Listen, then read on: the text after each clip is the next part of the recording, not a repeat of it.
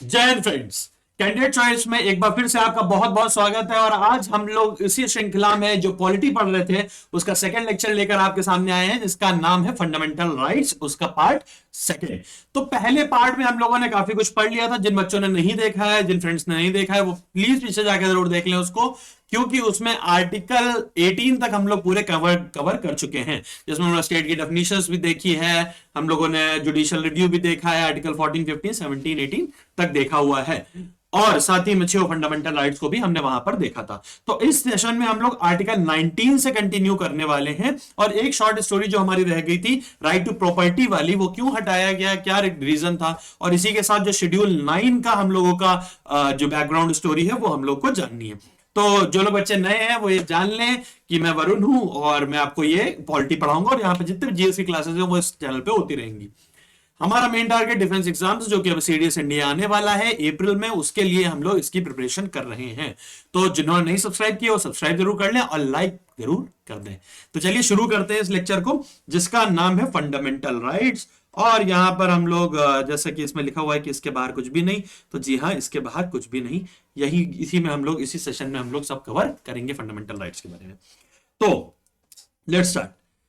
मेहनत हमारी सफलता आपकी, फंडामेंटल राइट्स पढ़ने वाले हैं, और पार्ट 2 है, लेक्चर 4 है, जिसके दोनों, पहला लेक्चर हम लोगों ने प्रीएम्बल किया, पार्ट से शेड्यूल किया, थर्ड लेक्चर हम लोगों ने फंडामेंटल राइट्स का पार्ट 1, और ये लेक्चर 4 है इसी श्रृंखला में। चलिए, फंडामेंटल राइट्स जैसा रिवीजन था पिछले वाले में, हम लोगों ने देखा था कि पार्ट 3 में है you can fly directly from US. हम लोगों ने ट्रिक देखी थी, तो यू कैन फ्लाई एफ से फंडामेंटल राइट्स हो गया था। मौलिक अधिकार क्यों होते हैं, कैसे होते हैं, हमेशा मिलेंगे कि नहीं, नॉन सिटीजन को क्या होता है, ये सब हम लोग पिछले लेक्चर में बात कर चुके हैं। ठीक है, आर्टिकल 12 से लेकर 35 तक है, 12 से लेकर, ठीक है, 12 से लेकर 35 तक हमारे फंडामेंटल राइट्स तो हैं। कितने हैं? 12 से लेकर 35, 12 से लेकर 35। ठीक, coming to the next one.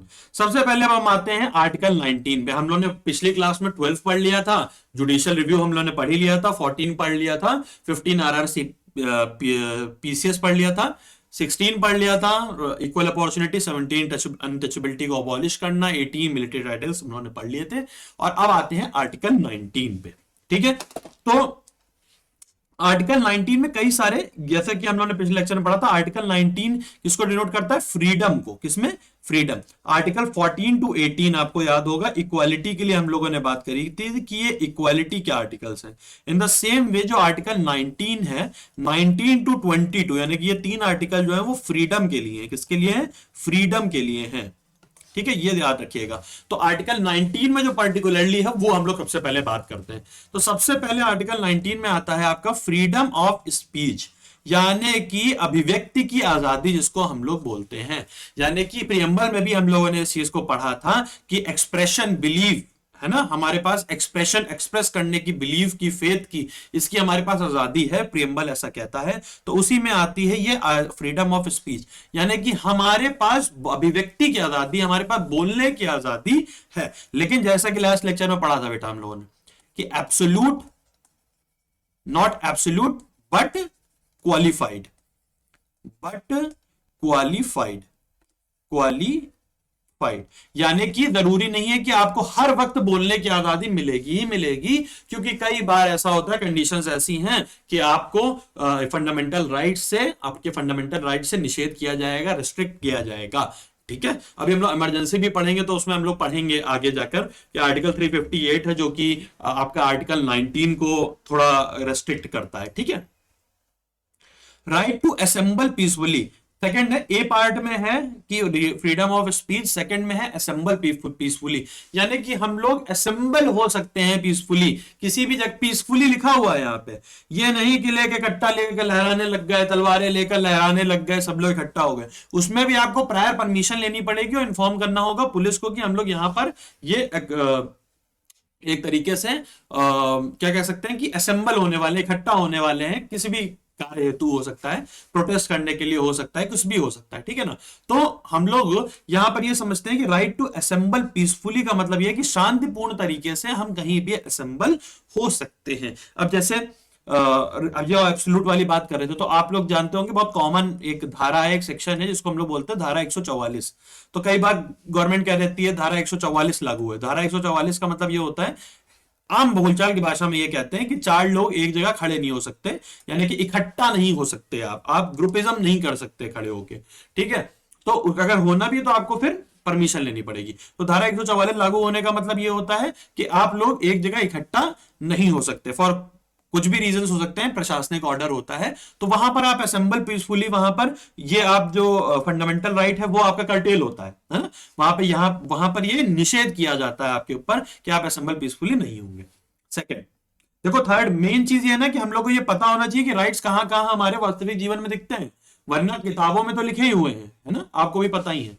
Right to form association, आप एसोसिएशन फॉर्म कर सकते हैं, यानी कि आप कोई भी ऑर्गेनाइजेशन बना सकते हैं, आप कोई भी एनजीओ बना सकते हैं, है ना। ऐसा नहीं कि एसोसिएशन फॉर्म करने को कह दिया तो पैरेलल गवर्नमेंट खड़ी कर दे रहे, नहीं, कहने का मतलब आप एसोसिएशन फॉर्म कर सकते हैं, आप एसोसिएट हो सकते हैं किसी चीज के साथ। आपके पास यूनियन फॉर्म करने का, एसोसिएशन लिख लीजिए या यूनियन लिख लीजिए। यूनियन ये वो वाला यूनियन है, किसान यूनियन, है ना, वो वाला यूनियन है। डी पार्ट कहता है right to move freely across India, पूरे भारत में घूमने की आजादी। अब ये भी बहुत वो है, मतलब ऐसा नहीं है कि कहीं भी, अब ये आपका जो है इंडिया में घूम सकते हैं, लेकिन आपको पता है वो सेंटिनल्स एक जो प्रजाति है, जो ट्राइब्स हैं, वहां पर उनके टापुओं पे आप नहीं जा सकते, है ना, वहां पे रेस्ट्रिक्टेड है ये मामला। तो आप कह दो कि यार मुझे तो जाने की आजादी है तो मैं चला जाऊं, तो ऐसा नहीं होता। कई जगह पर जो प्रशासनिक ऑर्डर्स हैं वो वैसे ही रहेंगे। इन सबके सब क्लॉजेस भी हैं कि क्या कर सकते हैं क्या नहीं, ये तो मोटी मोटी बात है जो हमारे एग्जाम में आती है, हमको वो पढ़ना है, बहुत विद्वान नहीं बनना हमको, हमको सुधांशु त्रिवेदी की तरह सब क्लॉजेस याद करके आज तक पे नहीं बताने। Right to reside and settle in any part of India, यानी कि आप कहीं भी रह सकते हैं, कहीं भी सेटल हो सकते हैं। हो सकता है आप यूपी के हों, आपका मन मुंबई में ज्यादा लग गया, है ना, आपका मन मुंबई में, वहां पे कोई माशुका मिल गई आपकी, है ना, वहां पर आपका मन है कि मैं महाराष्ट्र में शिफ्ट हो जाऊं माशुका के साथ, तो आप माशुका के साथ महाराष्ट्र में शिफ्ट हो सकते हैं, कोई दिक्कत नहीं है। आप तमिलनाडु में हैं, आपका मन कर गया कि यार कश्मीर बहुत अच्छा है, कश्मीर की सुंदरता तो अलग ही, मतलब मजा ही आ रहा है देख के वहां पर, तो अब क्या करना है, आप वहां पर सेटल हो सकते हैं, कोई दिक्कत नहीं। पहले ऐसा नहीं था, पहले आप कश्मीर में लैंड नहीं ले सकते थे, आप जम्मू में लैंड नहीं ले सकते थे, जम्मू एंड कश्मीर पे, आप ऐसा कोई दिक्कत नहीं है।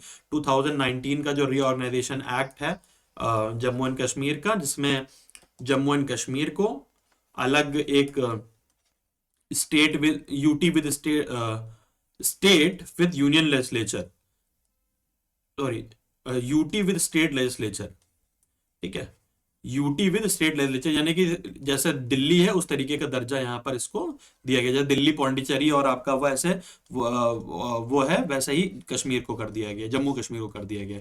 In the same way Ladakh जैसे है आपका, वो एक प्रॉपर यूनियन टेरिटरी बना दिया गया है, ठीक है। तो ये रीऑर्गेनाइजेशन एक्ट ऑफ 2019 के थ्रू किया गया है, ठीक है, ध्यान रखिएगा। Next is right to perform any perform profession, यानी कि आप कोई भी प्रोफेशन इख्तियार कर सकते हैं, ठीक है, जो कि लीगल हो, है ना, लीगल हो वो प्रोफेशन इख्तियार करना। क्या तो मेरा तो मन करता है कि मैं ड्रग्स बेचूं, है ना, तो वो प्रोफेशन आप अख्तियार नहीं कर सकते क्योंकि वो लीगल नहीं है इंडिया में। जिस दिन लीगल हो जाओ तो ड्रग्स बेचना, खूब बेचना, एकदम अति काट देना, ठीक है, तो अभी लीगल नहीं है। प्रोफेशन किस तरीके का आपको लेना है, कहने का मतलब है कि आप कोई भी, ऐसा नहीं है कि आपके पिताजी पुलिस वाले थे तो आपको भी पुलिस ही बनना पड़ेगा, ठीक है, ऐसा कुछ नहीं है। आपका इंटरेस्ट है कुछ और बनने का, आप कुछ और बन जाइए, कोई दिक्कत नहीं है। आपका मन है आप इंडस्ट्री में काम करिए, आप आईटी सेक्टर में काम करिए, ठीक है, तो आप आईटी सेक्टर में काम कर सकते हैं, कोई दिक्कत नहीं है। पुलिस में थे, आप आईटी सेक्टर में काम कर सकते हैं, तो कोई दिक्कत नहीं है, ठीक है। लेकिन ऐसा नहीं है कि आपको हेरिडिटी, आपके पिताजी स्वीपर थे तो आपको भी स्वीपिंग का ही काम करना पड़ेगा, आप कुछ भी किसी प्रोफेशन में जा सकते हैं। नेक्स्ट इज आर्टिकल 20, बहुत इंपॉर्टेंट आर्टिकल है, ठीक है, और समझ में नहीं आता, कई बार एग्जाम में ये क्वेश्चन जरूर पूछा जाता है। कह रहा है x post facto legislation, x post facto legislation, इसका मतलब क्या होता है? इसका मतलब ये कहा जाता है कि जिस डेट में, जैसे आज के डेट में जो कानून बना है, जो लॉ आज की डेट में फ्रेम हुआ है, ठीक, मान लो आज 26 जनवरी है, तो 26 जनवरी की डेट में जो भी लॉ फ्रेम किया गया है वो 26 जनवरी 2024 से ही लागू होगा, वो 26 जनवरी 2024 से ही लागू होगा, पीछे की डेट से लागू नहीं होता, ठीक है। पीछे की डेट से मतलब क्रिमिनल, सॉरी, जो आपके सिविल वाले लॉज हैं वो तो पिछली डेट से आप लागू कर सकते हो, बट जैसे क्रिमिनल वाले हैं, जैसे 24 तारीख से ये कहा, मान लीजिए 26 तारीख से ये कहा गया कि अब से जो पेंसिल चुराने की सजा होगी वो 10 वर्ष होगी। ठीक है, तो पता लगा किसी ने कोई पीछे पेंसिल चुराए हुए है, उसने 23 तारीख को चुराई थी या 24 तारीख को चुराई थी, तब 10 दिन सजा थी। अब वो 10 दिन की सजा काट रहा था, वो 24 साल 10 साल की हो गई, तो क्या उसको 10 साल की दे देंगे? नहीं। जिस डेट में उसने 24 तारीख में क्राइम किया था, 24 तारीख की डेट में ही जो उसके पास जो लॉ बना है वो उसी लॉ को फ्रेम किया, उसी लॉ को माना जाएगा। ठीक है, ये ध्यान रखिएगा। इसको इसको कहते हैं ex post facto legislation. Next is no double jeopardy. No double jeopardy, इसका मतलब यह होता है कि आपको एक क्राइम के लिए 2 बार सजा नहीं मिलेगी। यानी कि जैसे आपने कोई क्राइम आज की डेट में किया, सपोज आपका एक चालान हो गया, बाइक का चालान हो गया। काय का चालान हुआ भैया? हमारा चालान हुआ है नो हेलमेट का। ठीक है, कोई हेलमेट नहीं है हमारे पे, उसका चालान हुआ है। तो अब पता लगा आप नो हेलमेट का चालान करके चौराहे से गए, अगले चौराहे पे फिर धर लिया मामा जी ने मतलब पुलिस वाले ने पकड़ा और आपसे कहा फिर नो हेलमेट का चालान होगा, तो उस समय आपका नो हेलमेट का चालान नहीं हो सकता। रीजन भी क्योंकि आप एक बार हेलमेट पहन के नहीं निकले, उसका आपने चालान करा लिया है। अब दोबारा सेम डेट पे उसी चीज का चालान नहीं किया जा सकता, उसी गलती की दोबारा आपको फाइन नहीं लगाया जा सकता। तो ये बात ध्यान रखिएगा कि नो डबल जियोपार्डी, यानी कि एक क्राइम के लिए 2 बार सजा नहीं दी जाएगी। अब ओवरलैप नहीं करेगी सजा। ठीक है, ऐसे भी समझ सकते हो जैसे किसी में हाई कोर्ट में कोई सजा पा गया, उसके बाद सुप्रीम कोर्ट ने उसकी सजा बढ़ा दी, मान लीजिए 5 साल ये कर दी और 10 साल सुप्रीम कोर्ट। तो ऐसा नहीं होगा कि 5 साल सुप्रीम हाई कोर्ट की और 10 साल सुप्रीम कोर्ट की, 15 साल की जेल काटे, ऐसा नहीं होगा। टोटल 10 ईयर्स की ही उसको जेल काटनी पड़ेगी। ठीक, नेक्स्ट इज थर्ड पॉइंट है नो सेल्फ इंक्रिमिनेशन, यानी कि आपको अपने अगेंस्ट गवाही देने के लिए मजबूर नहीं किया जा सकता। ठीक है, आपको अपने अगेंस्ट गवाही देने के लिए मजबूर नहीं कर सकते कि आपको कंपेल किया जाए कि आप अपने अगेंस्ट गवाही दीजिए, ऐसा नहीं हो सकता। नो सेल्फ इंक्रिमिनेशन, यानी कि मजबूर नहीं कर सकते। आप पुलिस कस्टडी में है, आपसे कोई पुलिस कोई बयान लिखवा ले कि ये खून मैंने किया है, ये I have done this murder. ठीक है, बट अगर आप मजिस्ट्रेट के सामने जाते हैं या जो भी जज है उसके सामने जाते हैं, वहां पर अगर ये आप कबूल नहीं करते हैं कि ये जो मैंने बोला है वो सत्य है, तो आपकी ये गवाही कोई मान्य नहीं रखती, मर्डर वाली जो आपने पुलिस के सामने दी है। ठीक है, क्योंकि हो सकता है ये माना जाता है कि पुलिस ने शायद आपसे जोर जबरदस्ती से आपको धमका के ये बयान ले लिया हो आपसे। ठीक है, तो यानी कि अपने अगेंस्ट गवाही देने के लिए आप दे सकते हैं गवाही, लेकिन उसका कोई प्रेशर नहीं होना चाहिए आपके ऊपर। Next is article 21। क्या होता है आर्टिकल 21?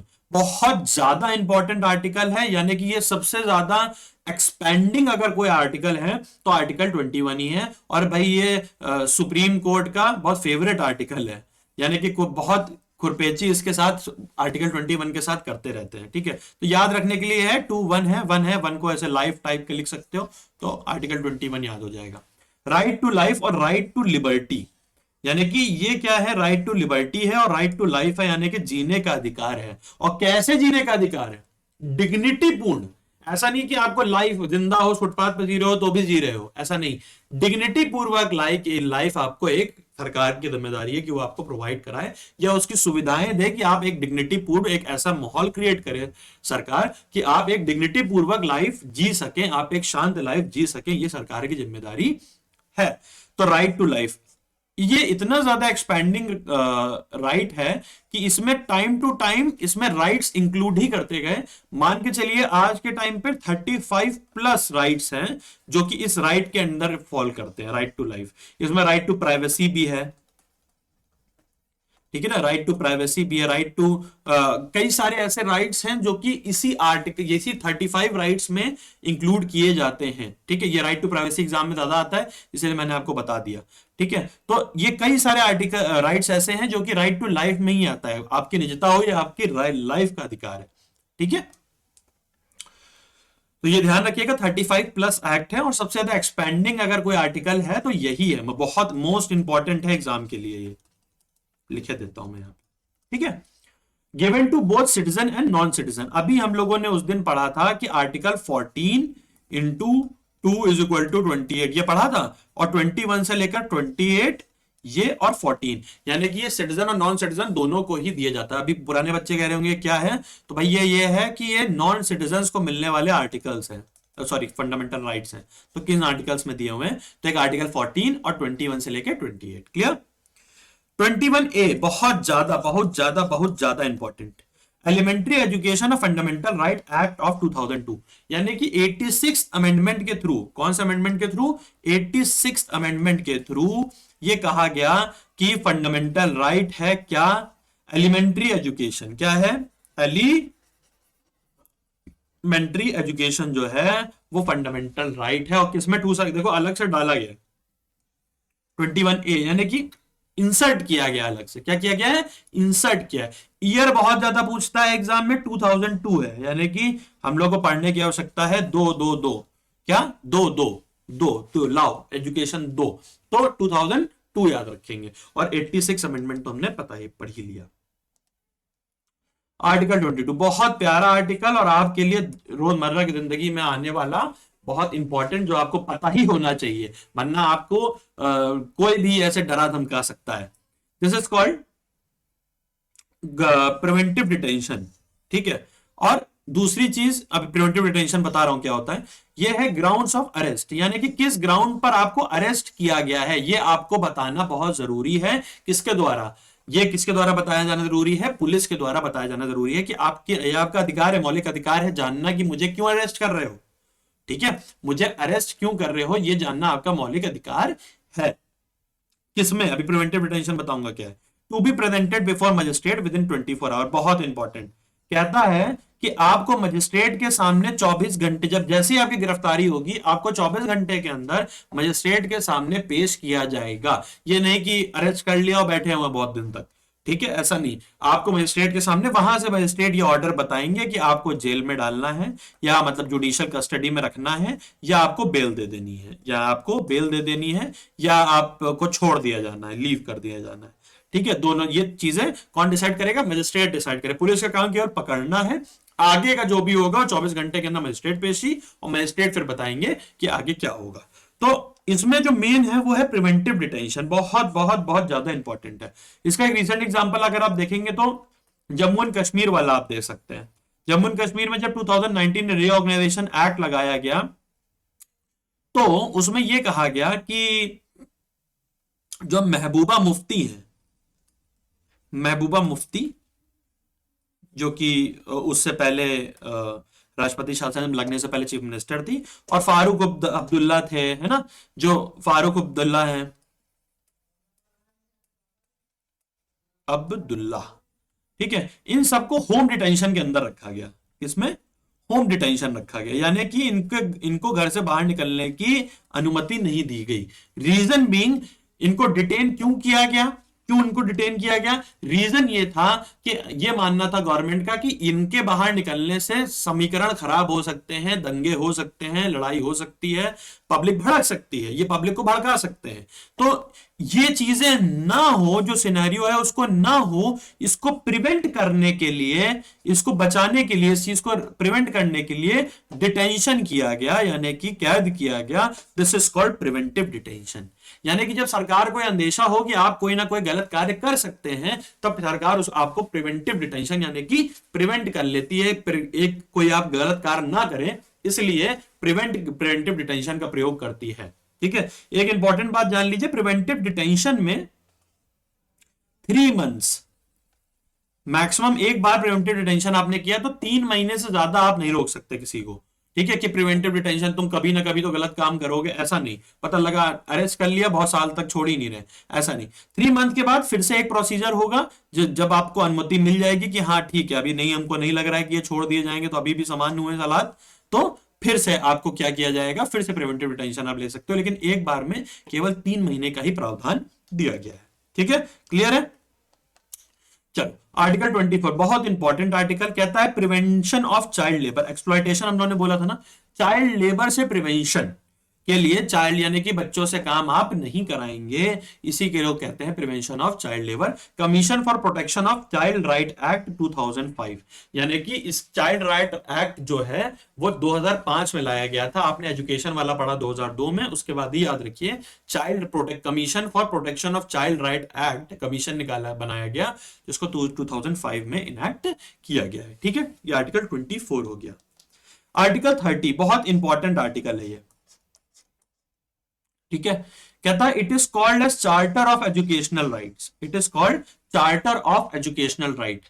इस आर्टिकल में क्या है, इस आर्टिकल ये कहता है कि जो माइनॉरिटीज हैं, अच्छा ये ध्यान रखिएगा, जो आर्टिकल 29 एंड 30 है ये माइनॉरिटीज के लिए है। किसके लिए है? माइनॉरिटीज। अच्छा, माइनॉरिटीज के लिए एक चीज ध्यान रखिएगा कि माइनॉरिटीज, दो टाइप की माइनॉरिटीज हमारी इंडिया में कॉन्स्टिट्यूशन के थ्रू दो टाइप की माइनॉरिटीज मानी गई है। एक लैंग्वेज के बेस पर, लिंग्विस्टिक जिसको कहते हैं, दूसरा रिलीजन के बेस पर। ठीक है ना, लैंग्वेज और रिलीजन के बेस पर। रिलीजन के बेस पर भी हमारे पास 6 धर्म है, ऐसे 6 रिलीजन है जिनको हमने माइनॉरिटीज इंडिया में माना है।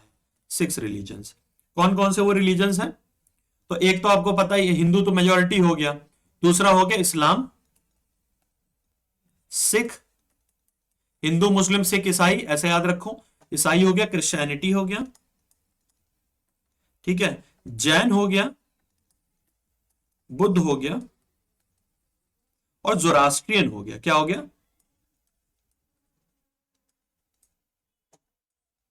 पारसी कह लीजिए। ठीक है, तो ये हमारे 6 रिलीजन हो गए जो कि माइनॉरिटी के अंदर कंसिडर किया जाता है। लैंग्वेज आपको पता ही है, 22 ऑफिशियल लैंग्वेज हम मानते हैं। ठीक है ना, 22 ऑफिशियल लैंग्वेजेस हम लोग मानते हैं, वो तो हम लोगों ने पढ़ ही लिया था। कौन से उसमें पढ़ा था? शेड्यूल का नाम आप बताएंगे कमेंट सेक्शन में। ठीक है, शेड्यूल का नाम बताइएगा। हाँ, तो मैं बात कर रहा था कि आर्टिकल 30 ये आपको अनुमति देता है कि जो माइनॉरिटीज हैं वो अपना एजुकेशनल इंस्टीट्यूट खोल सकते हैं। जैसे अभी आपने देखा होगा आसाम में करीब 1200 मदरसे बंद कराए गए, हेमंत बिश्व शर्मा जो आसाम के चीफ मिनिस्टर है उनके द्वारा। ठीक है, 1200 मदरसे बन गए। तो मदरसा क्या है? मदरसे क्या है? ये इस्लाम के यानी कि मुस्लिम समाज के एजुकेशनल इंस्टीट्यूट्स हैं।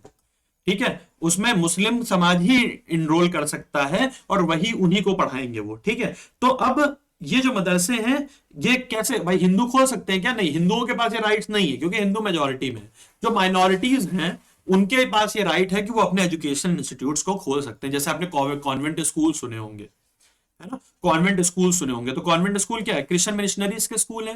ठीक है, तो वो भी खोल सकते हैं। तो ये बहुत इंपॉर्टेंट आर्टिकल है। अब आते हैं नेक्स्ट आर्टिकल, और इस लेक्चर का सबसे इंपॉर्टेंट आर्टिकल और इस लेक्चर का आखिरी article, the very soul of the constitution and the very heart of it, article 32। ये अंबेडकर जी द्वारा कहा गया है। देखिए 2 क्वेश्चन एक बनते हैं, मैं पहले भी बताता था अभी भी बता रहा हूं। पहली चीज, the soul of the constitution कहा जाए कि ये प्राणतंत्र है कॉन्स्टिट्यूशन का, तो वो किसको कहते हैं? प्रियम्बल को। जब ये कहा जाए कि soul of the constitution and very heart of it, यानी कि उसका हृदय है, तो वो कौन है? किसके द्वारा कहा गया है? अंबेडकर जी द्वारा कहा गया है, और आर्टिकल 32 के लिए कहा गया है। ठीक है, ये बात ध्यान रखिएगा। आर्टिकल 32 के लिए कहा गया है राइट टू कॉन्स्टिट्यूशनल रेमेडीज में। ठीक है, राइट टू कॉन्स्टिट्यूशनल रेमेडीज में ये आर्टिकल आता है जो हम लोगों ने पढ़ा था लास्ट में ना, 31 से 35। अच्छा, 31 तो कैंसिल ही हो गया था, राइट टू प्रॉपर्टी था, है ना, हम लोगों ने पढ़ ही लिया था, कैंसिल हो गया था, तो वो ध्यान रखिएगा। ठीक है, ये हो गया। तो बी आर अम्बेडकर जी द्वारा दिया गया। तो बी आर अम्बेडकर के बारे में आप जानते हैं कि 14 अप्रैल को इनकी जयंती होती है। बी आर अम्बेडकर जो है वो ड्राफ्टिंग कमेटी के चेयरमैन रहे, है ना, ड्राफ्टिंग कमेटी के चेयरमैन रहे। जब हम लोग वो पढ़ेंगे, हिस्ट्री पढ़ेंगे, तो उसमें कॉन्स्टिट्यूएंट असेंबली पढ़ेंगे, तब इसकी बात कर लेंगे ठीक से। ठीक है, चलो, अब ये आर्टिकल 32 को कहा क्यों गया है ये तो जान लो कि अम्बेडकर जी ने इतना बड़ा बयान दे क्यों दिया। तो अम्बेडकर जी ने कहा आर्टिकल 32 जो है इसके थ्रू सुप्रीम कोर्ट रिट्स जारी कर सकता है। क्या जारी कर सकता है? रिट्स। रिट्स का मतलब जो कि फॉलो कराया जाएगा, ऐसे आदेश जो कि फॉलो कराए जाने हैं। तो सुप्रीम कोर्ट जो है वो 5 तरीके के रिट्स को जारी करता है। 5 टाइप की रिट्स जारी करता है। और इसी का एक आर्टिकल आता है, आर्टिकल 226, जो हमने पिछले लेक्चर में भी देखा था, जो कि हाई कोर्ट की रिट मेकिंग पावर है। यानी कि आर्टिकल 32 के तहत सुप्रीम कोर्ट 5 रिटें जारी कर सकता है, सेम हाई कोर्ट भी जो है वो रिट जारी कर सकता है आर्टिकल 226 के तहत। क्लियर है? 32 226, 3 और 2 लिखोगे, 2 2 और 3 2 6, तो ये दोनों लेवल पर होता है। नेक्स्ट टाइप्स ऑफ रिट, ये यहीं पे कंप्लीट कर लेते हैं हम लोग। टाइप्स ऑफ रिट्स, कितने तरीके की रिट्स हैं हमारे पास, उनके पर्पस क्या है। सबसे पहले आता है हमारे पास रिट जिसका नाम कहते हैं हैबियस कॉर्पस। क्या कहते हैं? Habeas corpus. अब ये एग्जाम में डायरेक्ट क्वेश्चन आता है कि हमको मिलान करना है, यानी कि इस वर्ड का मतलब क्या है। जैसे ये जो वर्ड है इनका मतलब क्या है, तो मीनिंग ऑफ द वर्ड क्या है? You may have the body, यानी कि आपके पास बॉडी होगी। बॉडी का मतलब क्या है? बॉडी मतलब लार्ज से नहीं है, यानी का मतलब आपके पास वो बंदा होगा। क्या कब इशू की जाती है ये समझ लो तो समझ में आ जाएगा। To release a person who has been detained unlawfully whether in prison और इन प्राइवेट कस्टडी, यानी कि ये रिट ये कहती है क्या किसी बंदे को आपने गैर कानूनी तरीके से डिटेन कर लिया है, ठीक है, किसी भी द्वारा, हो सकता है पुलिस द्वारा किया गया, हो सकता है प्राइवेट कस्टडी द्वारा किया गया, यानी कि किसी ने भी किसी अपार्ट फ्रॉम स्टेट किसी ने कस्टडी ले ली हो, ठीक है। तो ये ध्यान रखिएगा कि हैबियस कॉर्पस जो है वो ये कहती है कि सुप्रीम कोर्ट ये कहेगी कि आपने अनलॉफुल तरीके से, जो आपने हम लोगों ने पढ़ा था आर्टिकल 22 अभी हम लोगों ने पढ़ा था, तो उसमें हम लोगों ने ये चीज देखी थी कि पुलिस जो है वो आपको 24 घंटे के अंदर मजिस्ट्रेट के सामने पेश करेगी, और मजिस्ट्रेट ये देखेगा कि भाई आपको जो अरेस्ट किया गया है वो सही किया गया है कि नहीं किया गया। नहीं सही किया गया है तो आपको छोड़ देगा। इसी तरीके से पुलिस किसी को भी गिरफ्तार कर ले, है ना, तो उसके लिए हैबियस कॉर्पस है कि भैया सुप्रीम कोर्ट या हाई कोर्ट ये कह देगा कि आपने जिस बंदे को पकड़ा है वो गलत अनलॉफुली पकड़ा, यानी कि कानून इसकी इजाजत आपको नहीं देता। तो यू में हैव द बॉडी, यानी कि आपके पास वो पर्सन होगा, ठीक है। नेक्स्ट इज मैंडमस, इसको ऐसे याद रखना, मंदमस्त, मन का मस्त, ऐसे याद रखो, मतलब तरीका है जस्ट, ठीक है, मंदा मस्त याद रखना, मस्त, मंदमस्त। वी कमांड, अब ये इसका मतलब क्या होता है? वी कमांड, अभी समझ जाओगे। पर्पस क्या है? To secure the performance of public duties by lower court, tribunal और पब्लिक अथॉरिटी, यानी कि ये कहता है to secure the performance of public duties, यानी कि अगर कोई व्यक्ति अपनी ड्यूटी नहीं कर रहा है, कोई व्यक्ति या कोई ट्रिब्यूनल या कोई कोर्ट या कोई अथॉरिटी या कोई डिपार्टमेंट या कोई मिनिस्ट्री अपना काम नहीं कर रही है, तो सुप्रीम कोर्ट या हाई कोर्ट उससे कह सकते हैं कि भैया मन के मस्त क्यों बने बैठे हो, हम ये कमांड करते हैं कि अपना कार्य करो, हम ये कमांड करते हैं कि अपना कार्य करिए। तो इसको कहते हैं मंदमस, यानी कि मैंडा मस्त कहते हैं, मैंडमस। इसको हम लोग कहते हैं कि अपने कार्य क्यों नहीं कर रहे हो, हम चाहे वो कोर्ट से कहा जाए चाहे वो किसी अथॉरिटी से कहा जाए कि आप अपना कार्य क्यों नहीं कर रहे हैं। ये दोनों क्लियर हो गई। नेक्स्ट सर्चियोररी, सर्चियोररी क्या कहता है? To be certified. अब ये क्या है? सर्टिफाई करता है। क्या रिलीज होती है अभी समझ में आ जाएगा।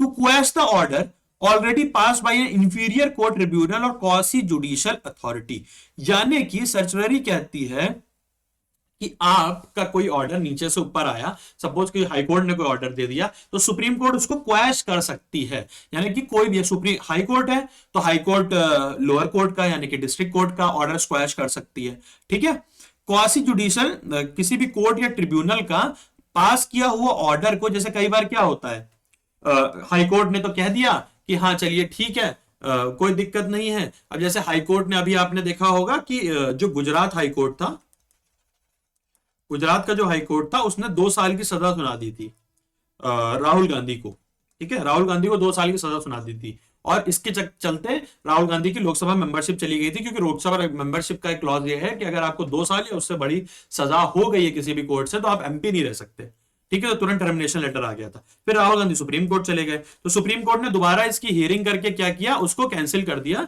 कि इतनी 2 साल की सजा नहीं हो सकती, इसमें इतना हाई नहीं था, गुना भी बहुत ज्यादा नहीं था यार। राहुल गांधी ने क्या दिया था कि सारे मोदी चोर हैं, तो उन्होंने कम्युनिटी को गाली बक दी थी, ठीक है, जो गलत शब्द यूज कर लिया था, तो ये हो जाता है अब चुनावी भाषण वगैरह में। सर्चियोररी का मतलब टू बी सर्टिफाइड, ये कहता है कि to quash the order already pass by an inferior court, tribunal और क्वासी जुडिशियल अथॉरिटी। क्लियर हो गया होगा। Next is prohibition. प्रोहिबिशन कहता है to prohibit prohibit an inferior court from continuing the proceeding in a particular case where it has no jurisdiction to try. अब जैसे high court है, ठीक है, हाई कोर्ट के पास कुछ एक सर्टेन मसले जा सकते हैं, ठीक है, जो बड़े मसले हैं, मतलब एक बड़े डिस्ट्रिक्ट कोर्ट है, डिस्ट्रिक्ट कोर्ट के पास कुछ सर्टेन मसले जा सकते हैं, उसके ऊपर हाई कोर्ट है, उसके बाद एक सर्टेन मसले जा सकते हैं, सुप्रीम कोर्ट के पास कोई भी मसला जा सकता है ऑलमोस्ट, मतलब एक रेंज होती है कि इसके, इसीलिए एक तो बड़ा स्ट्रक्चर बनाया गया है ताकि किसी एक कोर्ट पे बहुत ज्यादा बर्डन ना पड़े। बट कई बार क्या होता है, हाई कोर्ट अपनी जुरिसडिक्शन से बाहर जाके फैसले दे देता है ना, जैसे यूपी हाई कोर्ट यूपी के अंदर फैसले दे सकता है, लेकिन पता लगा झारखंड का कोई केस है तो उसमें कुछ सुनवाई करके दिए दे रहा है, तो वहां पर प्रोहिबिट करती है अपर वाली जो आपकी अदालत होगी, ऐसा मान लीजिए किसी डिस्ट्रिक्ट ने डिस्ट्रिक्ट से बाहर का दे दिया है ना, तो वो हाई कोर्ट जो होगी वो डिस्ट्रिक्ट को प्रोहिबिट करेगी कि भैया ये आपका अधिकार क्षेत्र नहीं है, आप इसमें किस तरीके से फैसला आपने किस राइट के अंदर सुना दिया, ठीक है ना। तो वहां पर ये होता है, प्रोहिबिट करता है, कोई भी हायर कोर्ट जो है वो लोअर कोर्ट को, अपने नीचे कोर्ट को प्रोहिबिट करता है कि भैया आप, ये आपका अधिकार क्षेत्र नहीं है, कृपया यहां पर उंगली मत करें, ठीक, क्लियर। अब लास्ट डेट आती है जिसको कहते हैं क्वो वारंटो। ये पांचों बहुत इंपॉर्टेंट है, मतलब मैं आपको बता नहीं सकता कितनी ज्यादा इंपॉर्टेंट है ना, मतलब ऑलमोस्ट हर एग्जाम में आती है, चाहे वो बड़े एग्जाम्स हो, यूपीएससी, यूपीपीसीएस, एमपीपीसीएस, बीपीएससी, जितने भी स्टेट पीसीएस हैं उसमें ये डिटेल में पूछा जाता है, ठीक है, कि किस के डेफिनेशन दे देगा और इनमें से कौन से रिट है, ठीक है, या किसी नॉर्मल एग्जाम में हो जिसमें केवल ये दे देता है मीनिंग क्या है वर्ड का और मैच द फॉलोइंग करिए, ठीक है, तो ये बहुत इंपॉर्टेंट है। क्वो वारंटो, क्वो वारंटो क्या कहता है, क्वो का मतलब देखो, क्वो का मतलब याद करने के लिए क्यू टाइप का लग रहा है ना, क्यू क्यू क्यू, तो क्या है, to restrain a person from holding a public office which is not entitled. आप अपने, फिर वही चीज है, अपने अधिकार क्षेत्र के बाहर जाकर आप किसी और डिपार्टमेंट का काम करे दे रहे हैं, आप किसी और अथॉरिटी का काम करें, तो कोर्ट कहता है, सुप्रीम कोर्ट कहता है क्वो अथॉरिटी, क्वो वारंटो, किस तरीके से, क्यों आप दूसरे के अधिकार क्षेत्र में क्यों कार्य कर रहे हैं, आप by what is your authority to do this work, आप इस वर्क को करने की आपकी क्या अथॉरिटी है, ठीक है, तो क्वो वारंटो क्यों क्यों क्यों क्यों, एक तरीके से ऐसे याद रख सकते हैं, ठीक है। तो हम लोगों ने 5 पढ़ी, हाबियस कॉर्पस जो कि कहता है you may have the body, detention के ऊपर है, मैंडामस कोई कार्य नहीं कर रहा है उसको करवाना है, सर्चुरी जो कि कहता है कि लोअर कोर्ट का कोई ऑर्डर आया तो अपर कोर्ट क्वैश कर देगा, कर सकता है। प्रोहिबिशन ये कहता है कि higher court to lower court कहता है कि भैया तुम जो है अपने अधिकार क्षेत्र से बाहर जाके डिसीजन कैसे दे रहे हो। क्वो वारंटो किसी भी अथॉरिटी के लिए हो सकता है। पब्लिक ऑफिस कहता है restrain a person from holding a public office which is a non entitled, आप एंटाइटल्ड नहीं हो उसके। तो अब आ जाते हैं हम लोग क्वेश्चंस पे। आई होप कि यहां तक सारे क्लियर हो गए। आप क्वेश्चन पे ध्यान दो, आंसर चाहिए मेरे को। Which of the following article is associated with right to freedom? बहुत आसान है, 28, 18, 19, 32। पहला क्वेश्चन चलो मैं सॉल्व कर दे रहा हूं, आर्टिकल 19।